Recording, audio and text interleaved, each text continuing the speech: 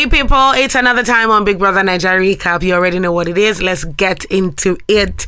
Starting with Phyna, you've heard about the accusation she made to MultiChoice and the other brands, saying that they're still owing her some prizes since her season.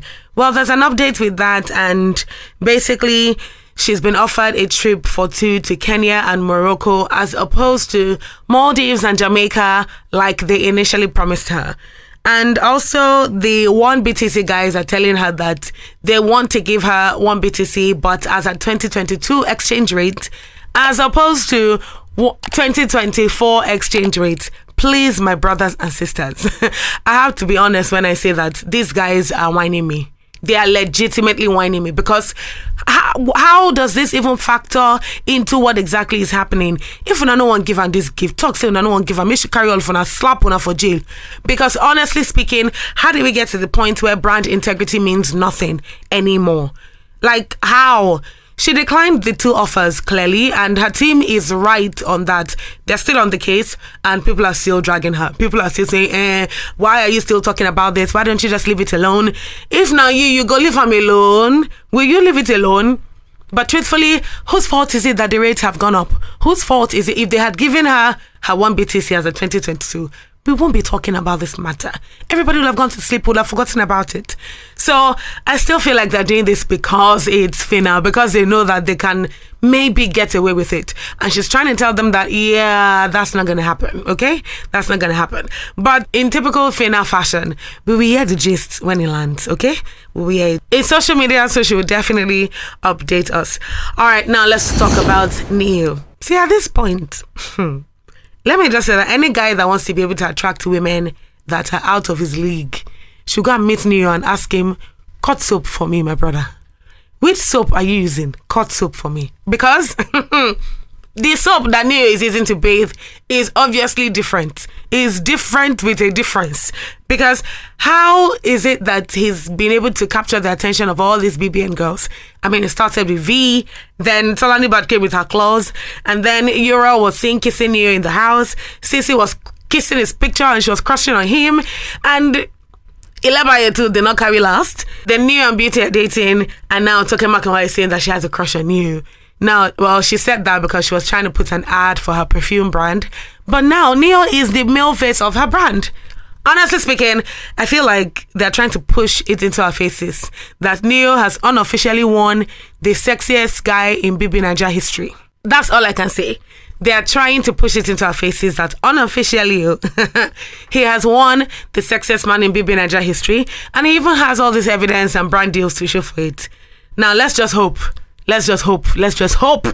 that Beauty can deal with all the female attention that's going to come with it, because you need to see this perfume brand pictures of Neo. Oh my God.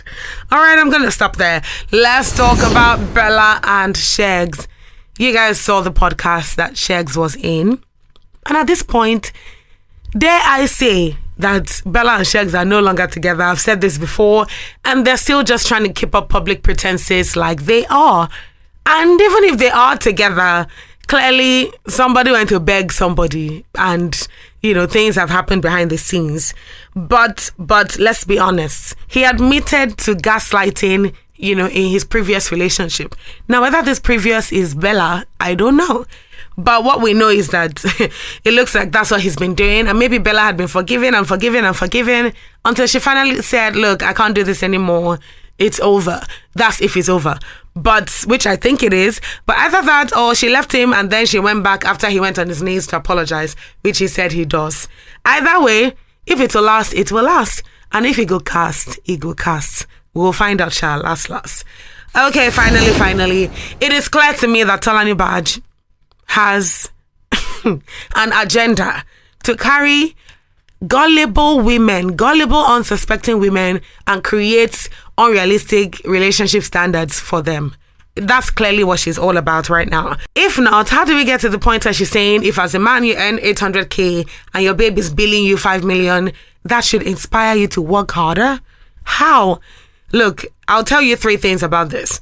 The first thing I've already said, Tolani Baj is all out and about seeking gullible women that she wants to create unhealthy standards for, and these seemingly idiotic women are falling for this. That's 1. 2, Tolani Baj is targeting some certain men that have money that she wants to be in their faces. And unfortunately, these men do not want her. They don't. Because men want people that are soft, feminine, blah, blah, blah, all that thing that they always say. And Tolani Baj is not one of them. She's always online running her mouth, and they don't want her. They clearly do not want her. All I'm saying is the men that have money to splurge on their women are not looking to marry Tolani Baj. So she's basically just exposing some of the reasons why she may be single for a very long time, because no man wants to be with someone who's only with them for money. Anyway, clearly she just likes to be controversial. The people I pity are the women who are falling for this, and that young girl in that video that said Tolani Baj is her role model. That's where I'll stop. Anyway, you guys, you already know what to do. Like, subscribe, and share with your friends. Catch you on the next one.